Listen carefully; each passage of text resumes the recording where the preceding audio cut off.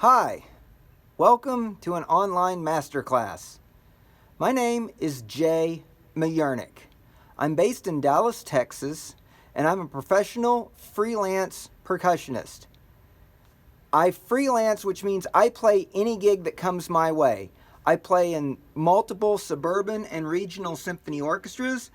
I play tons of musical theater shows, junior high, high school, small theater to the large theaters in the Dallas-Fort Worth Metroplex. I play at various houses of worship. I'll do timpani, I will do drum set, hand drums, whatever is needed, random pickup gigs, dinner parties, jazz band gigs, rock gigs, you name it, a little bit of everything. So to start off with, whoever you're studying with, they're probably teaching you timpani, mallets, snare drum, drum set, hand drums. You're learning everything. And you might be thinking, but I'm going to be the next great Lee Howard Stevens marimba soloist. Great. Learn the other stuff too. Because in the world of freelance playing, you're going to be required to play multiple instruments and have some very unique setups. Today's online masterclass is geared toward setups. Primarily, I'm going to use my drum set setup that I use in musical theater shows. For all the pit work I do, this particular setup has worked very well for me for the last 22 years. The purpose of the video is not so much you become me in that you have to set up this way. The purpose of the video is for percussionists to realize that setups are going to change. You're going to have to adapt. 90% of my job as a freelance percussionist is based on adaptability and being able to think on your feet and problem solve in a very short amount of time. Short amount of time, like 30 seconds to a minute amount of time. Okay? Something's not working, you've got to fix it mid-rehearsal. So, that said, I wanted to talk today about especially my drum set setup for musical theater shows, and then give you guys a little advice on the musical theater world. So, one disclaimer to start off with. While I do a lot of musical theater in Dallas, Texas, I am by no means a Broadway musician playing shows on Broadway in New York City. Those guys are the masters. I am one of the upper level percussionists in Dallas in the musical theater world, so I play some of the bigger theaters on a regular basis, and I'm one of the subs to the top guys in town. So I'm showing you what has worked for me as far as the setup goes. And again, the idea is not that you have to emulate this setup, but to realize everything that every teacher you ever study with is going to offer you advice, suggestions. Take it all in. Learn 12 different ways to play timpani. Learn 18 different ways to play a crash cymbal or a tambourine. It will all come in handy as you enter the realm of musical theater. So, to that end, let's get started. The first thing I'm going to talk about before I show you my setup is simply to ask some online questions to you.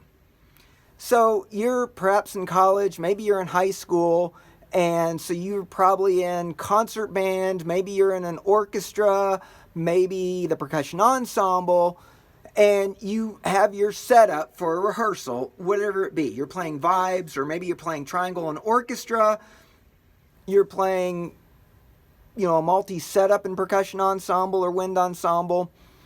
So, picture yourself right now, set up for the rehearsal. You have your instruments in front of you. Now, picture where the conductor is. Now, picture your setup, and where's your music stand? Now, where's your music stand in relation between you and the conductor? Is it between you and the conductor so that you can see the music, but you can see the conductor? Okay, now let's think of a standard drum set setup. We've got your hi-hat right here on your left side. This is geared primarily to right-handed people. If you're left-handed, it would be backwards. But if you're a right-handed person, you have your hi-hat on your left side. You have your snare drum kind of right center. You have a high tom above it, and usually a crash cymbal. It will probably look, sorry for the motion here, but, oh, okay. It will probably look like this. So there's my throne. You see the hi-hat over here on the left. Oops. There it is. Nope, other way. Okay, there's the hi-hat, and you see I've got a rack tom and a crash cymbal. Now, that setup is just a studio setup. That's not what I use for musical theater. But just so we've got an idea of the standard drum set setup, and most people, especially if one of you watching this plays in your school's jazz band, okay, your music stand is probably on the left side of the hi-hat, maybe just above the hi-hat or even to the left of it, and you're usually looking over your left-hand shoulder while you're playing. In jazz band, that's great, because most jazz band directors, they just simply count off. You're expected to keep time and just read the charts and use your ears. There's usually not a lot of tempo changes. In musical theater, I did a show recently, actually the last production I did was The Drowsy Chaperone. And it was my 4th time playing the show. And there are, within that show, within numbers in that show, there are sudden, abrupt tempo changes. And I mean abrupt. I'm talking you're at one tempo for the first half of the measure, and you're at a brand new tempo starting on beat 3. It is extremely nerve-wracking because you have to be dead on tempo-wise for the actors on stage. So at that point, you got to be looking at the music director in those measures where it's that abrupt. So what I do is I do something completely different. I'm hoping I can turn this camera around. Oh, I can't. All right. So this is my drum set setup for musical theater shows. As you can see, I've got a hi-hat, a snare drum, bass drum, ride cymbal, crash cymbal above it, and a splash cymbal above that, and 2 toms below it. Let's kind of go back here a little bit. You can now see where my music stand is located. My music stand is located directly in front of me. I can look straight ahead, see the director, catch the tempos, but wait, what about the high tom? What about the crash cymbal? Well, if you see, they're over here and on my right side as floor toms. I simply took an old Pearl Export bass drum and I ran 2 Gibraltar boom arms out of the tom holder, ran the ride very low and flat. The crash cymbal is above it, and my toms are over here. Believe it or not, it is legal in most states to not have a high tom and a crash cymbal directly in front of you. Not sure about Rhode Island, but for every other state, you can do it. That said, get back here where I can show you a little bit better. I've got a couple of shows up here that you can see. Things I've done recently. I've done American Idiot by Green Day, and I recently did My Fair Lady. I don't know if you can read that too well. Just a couple of shows I've done recently with this setup. So as you can tell, while I'm playing, I'm facing forward and I can see the music director, picture him directly above that. My music stand is always between myself and the conductor. This has worked well. I'm going to go over a little bit more of the setup with you. I'm going to switch back around here. Okay, now I'm sitting down, and perhaps you're noticing some things so far about my setup. Trying to give you a lot of different views. This is my home studio I'm in, by the way. And then, oh, okay, that way. All right, still learning how to teach online. Sorry, people.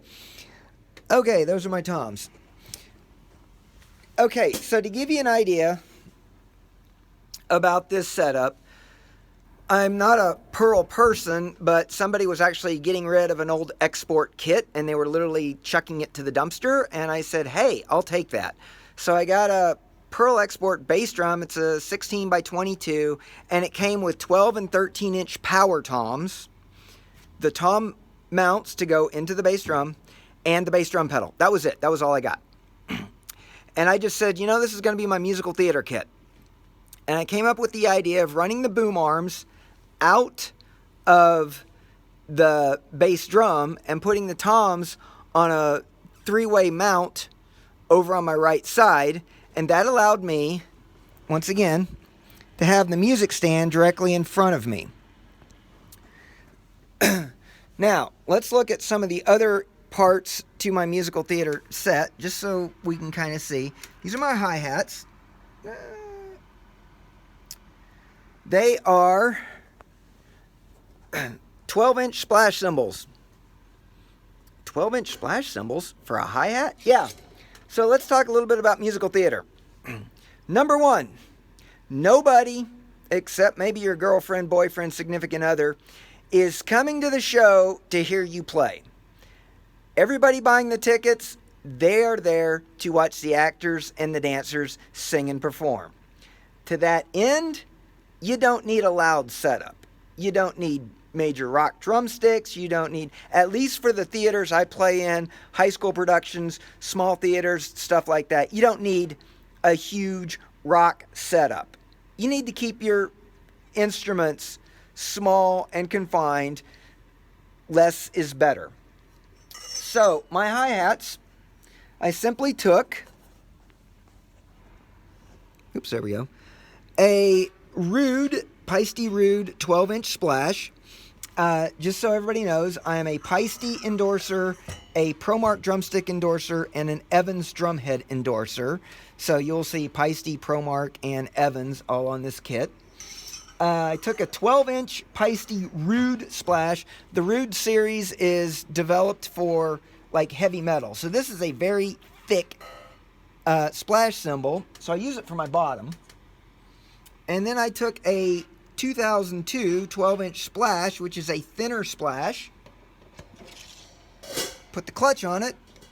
And there are my 12-inch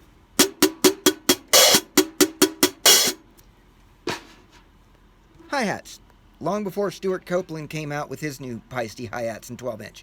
Okay, from there, we move to my ride cymbal. This is my favorite. Get this around here where you can see it. It's a Rude. It's a Paiste Rude. It's an 18-inch crash ride. Holy cow, that's meant for like, I don't know, Joey Jordison and Slipknot and some of those guys. This is like their crash cymbal that they just beat the snot out of, right? Okay, why would I want this in a musical theater performance? Well, if you use it as a ride cymbal and you use small drumsticks,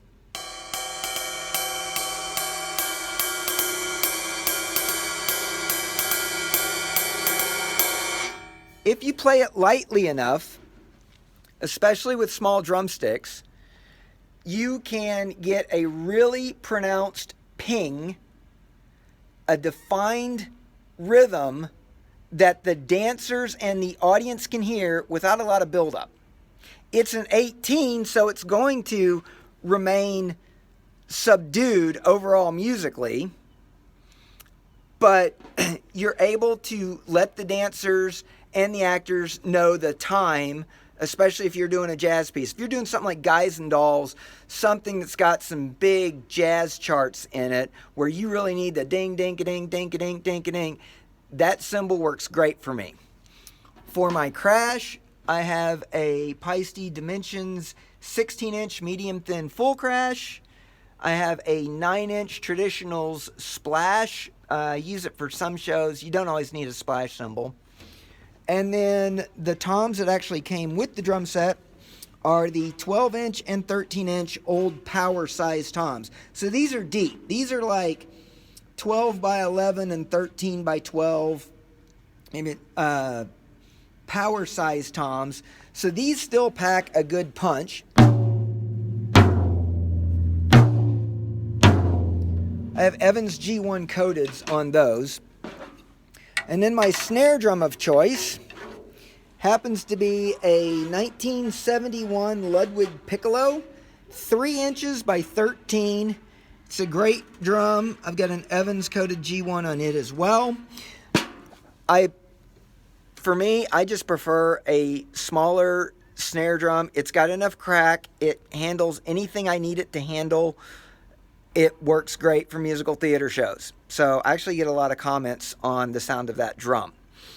So this is my setup, and this is what I use when I'm playing musical theater shows. Again, a show, if you're a drummer for a show, it's not about you. It's about the actors, the dancers, everybody on stage, because the audience that bought the tickets, they are there to see them. So you've got to learn to play soft. I use a smaller setup, and the drumsticks I use, ProMark's probably going to hate me for this. I use the ProMark Michael Carvin. It's a very small jazz stick with a round bead, which I love to death. But years and years ago, ProMark gave me some of the swizzle type heads when they first started making swizzle sticks. They just sent me some because I asked for them. And I make my own custom drumsticks. So they don't make a Michael Carvin with an added swizzle end to it or a felt end. Those are homemade. I love them. I get a real nice response throughout the drum set. They're not a loud drumstick. Easy to play. Easy to get good sounds. But no, you can't buy those anywhere. Okay, so let's talk briefly. This is going to be a shorter video than I thought, but that's probably a good thing. Let's talk briefly about what music directors look for in a drum set player. If you decide, I'm going to try to take that light out, sorry. If you get hired to play a musical theater show, and you're wondering what are the things a music director wants. I mean, right now you're probably in high school or college. This is way down the road. Okay? But if you get hired or you want to do some of this work and you find it's lucrative and you've got a knack for it, what's a music director look for? Well, I can tell you with my experience, I've been playing shows for about 30 years now, and I can tell you that the music directors I work for look for the following in this order. The number one item any music director wants out of his band, and especially drummer, reliability. You have to show up. You have to be ready to go when it's time, no matter what. I am a former student of Johnny Lee Lane. Johnny Lee Lane's favorite quote, "To be early is to be on time is to be late." You may have heard that from your own instructors. Okay, I am there way earlier than needed, and music directors that use me know they can count on me. I will be there. The reliability factor, not a problem. I know guys in this town that are great players, but they no longer work in the musical theater realm simply because they were unreliable. There was always a flat tire. Their car was always running out of gas. They were always late or just before the downbeat. They would pop in last second and nobody could reach them on the phone. Nobody knew where they were. They're not working. Reliable. Be on time. Be ready to go. Be professional about it. Number two, second thing they want to look for in hiring you, your ability to get along with everybody. That's going to do more to keep you getting rehired than your playing ability. Believe it or not, playing ability is way low on the list. They want reliability, then they want to know that you can get along with your fellow musicians and, to a larger part, the cast, the crew, everybody involved in the production. Get to know the bandmates, especially if you are just starting out. Hopefully, introduce yourself, be kind, hang out with them. If there's a band dinner at some point, hey, we're all going to go out after this show for some drinks, something, go out with them. Learn from them, especially if you're young and you're working with somebody who may have a lot more experience in the pit realm. Learn from them, ask questions. Be kind to the staff and especially the crew. The actors, dancers, get to know them, because if you start doing this, you'll run into them on a very regular basis. So get to know them, treat the crew as if they have everything else is more important than getting your stand light set up. I promise you, I have worked in so many theaters where I know the tech crew by name, and I'm always like, guys, if you get a chance, I could use an extra stand light. But, if you don't get to it tonight, if you get to it by the end of the week, I guarantee you in most cases they'll have it to me in 5 minutes. Because I treat them with the utmost respect. They're running around trying to get everything set up, backstage, on stage, cues done, all the stuff. Be kind to the tech crew.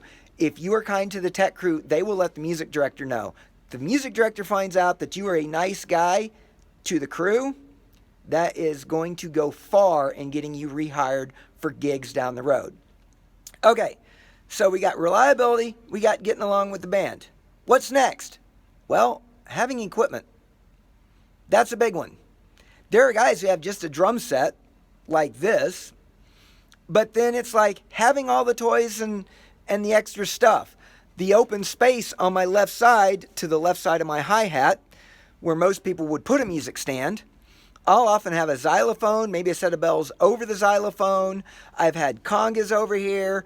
I've had 360-degree setups with timpani behind me. I've had vibraphones to the right of my two floor toms. I recently did the Wild Party, so directly above the two toms on my right, where the splash cymbal is located, I actually had a set of timbales mounted, because we did a huge Latin thing and it had all these timbale solos in it. So I'm known as one of the guys in Dallas, Texas that works a lot in all facets of percussion as a freelancer, because I have the equipment. I have sets of timpani. I have multiple drum sets. I have multiple xylophones, bells, etc. If you have the equipment, that's a huge thing, because your music director is going to know that they can count on you to show up and have the gear available. I have a lot of sound effects. A couple of us guys in town have all the sound effects needed. So that's really gonna be a huge thing too, is always having equipment at your disposal or being able to acquire it. That doesn't always mean buying it. I'm not asking you all to go into debt, spending obscene amounts of money on that ship's bell or this or that. Get to know some of the people in town who may have it, or borrow it from a high school or college. Maybe there's an old instrument sitting in the back of a percussion room collecting tons and tons of dust, and you just need it for a week. More often than not, somebody's going to let you borrow it. Okay? Don't steal it. Borrow it. Bring it back. Bring it back in better condition than you borrowed it. And then they will let you borrow more stuff. Okay? But in Dallas, one of the percussionists I work with a lot, Mike McNicholas, he is like probably the top musical theater drummer in town. I sub a lot for him. We swap and borrow each other's equipment all the time. He'll need something that I have. I'll need something that he has. And we're always just calling each other, texting each other. Hey, do you have this? I need it for a show. Yeah. He comes by the house, borrows from me. A few weeks later, I need something from him. I'm over at his place grabbing something. Find guys in town that may have some stuff and they're not using it. That goes a long way. So again, have the right equipment. Have the equipment available. Have whatever your music director wants you to have for the gig. Finally, fourth on the list, be able to play. Yeah, now comes in the playing part. But again, like you're studying in class and with your percussion instructors, you're learning marimba, you're learning timpani, you're learning snare drum, both concert and rudimental. You're learning how to play in orchestras. You're learning drum set, hand drums, everything. Be able to play in a lot of shows. I use Guys and Dolls. I probably played that show more than any other show. Guys and Dolls. You got to be able to do a Broadway 2-beat. You got to be able to play big band music, and you got to be able to play a Latin groove for the Havana Escape scene, which is a giant dance number that goes on for like 5.5 minutes, and you're just playing like a Latin groove on drum set. Yeah? You need to be stylistically able to play anything in front of you. Okay, I showed you American Idiot by Green Day, something I did recently. Okay, I'm playing all Green Day. I'm playing punk rock, but at a soft volume. I'm playing My Fair Lady, a traditional big 3-hour musical. It's mostly the Broadway 2-beat. Boom, chick, boom, chick, boom, chick, boom, chick, boom, chick, boom, chick. So you've got to be able to play any style of music at a very soft dynamic. Remember, the audience is paying to see the actors on stage and not necessarily to hear you. But stylistically, be able to play anything. I did a production of High School Musical. I've done a couple of those. And in one case, I had a marching snare drum to my left side, and I had to play it very soft, but for all the marching band scenes when they happened, I was the drummer backstage on a marching snare. Have your snare chops up. Be able to play concert on the drum in front of you, but if you need to have a marching snare to the side, have some simple chops, something you can play out of the Pratt book, something similar, or the Freytag Rudimental Cookbook. And you just play it simple. Just keep it nice and simple. As a matter of fact, speaking of Guys and Dolls, you're normally asked to recreate the Salvation Army Band. So be able to play as if you're a marching band. So I'll, do a little open hi-hat with my foot. Add the bass drum in. And then I use my, sorry about that, use my hands to play a little simple 2/4 military march on my snare drum. So, be able to handle that stuff. Be able to play what you're asked to play. Do it well, but still at a soft dynamic. That's going to run you well. I promise you that one of the reasons I do get hired by the music directors I play for on a regular basis is my ability to play soft. And I would say 80% of the time, I'm actually told to play out more. It's easier to bring your volume up than it is to always get the hand and be told, too loud, bring it back.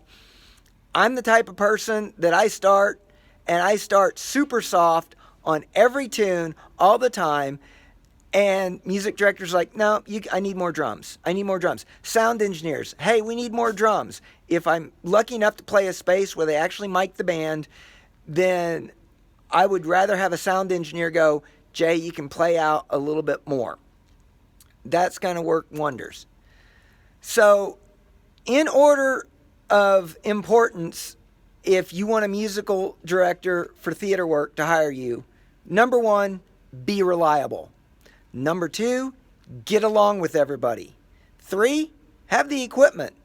Number 4, be able to play the equipment. Be able to do what you're asked to do. Always have a good attitude. I mean, hey, you're getting paid to play drums. What's not to love about that? That should be the reason you're studying drums, especially in a collegiate level, is to hopefully get paid to play drums. So have a great attitude. Enjoy it. It's fun.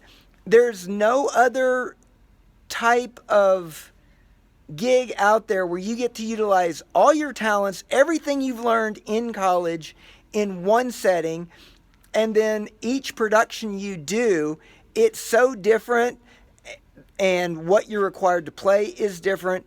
It's great. It just puts everything you've ever learned in perspective. So I'm going to end this video now. I hope you've gotten some from it. I apologize again. I'm getting used to holding my phone and doing this way. If you have questions, talk to your percussion instructor and they will give you my email address. You can simply put in the subject line musical theater video, and I will do my best to respond to you and answer your questions. I hope you all have a good time with these video masterclasses, and I wish you the best in your journeys down the road. Take care. God bless.